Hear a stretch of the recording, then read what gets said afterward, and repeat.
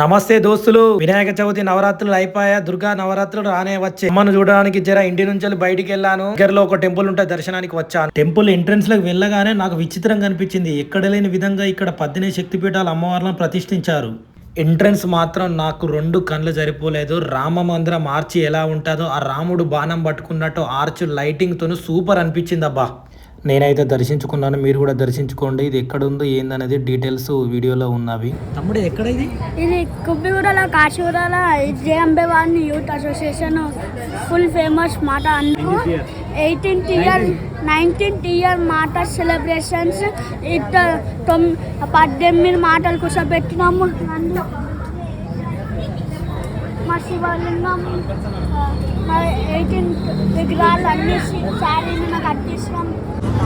పురోహిటికాదేవి, బిర్జాదేవి, మణికాంబాదేవి, కామాక్షాదేవి, మాదేశ్వరి, జ్వాలాముఖిదేవి, మంగళగౌరీదేవి, కాశీ విశాలాసిదేవి, కశ్మీర్ సరస్వతీదేవి, శంకరీదేవి, కామాక్షిదేవి, శృంఖలాదేవి, చాముండేశ్వరిదేవి, జోగులాంబాదేవి, భ్రమరాంబికాదేవి, కోలాపూర్ మహాలక్ష్మీదేవి, ఏక్విరాదేవి, ఉజ్జయిని మహాకాళీదేవి. జై మాతాది. అంతా మంచిగా ఉంటుంది.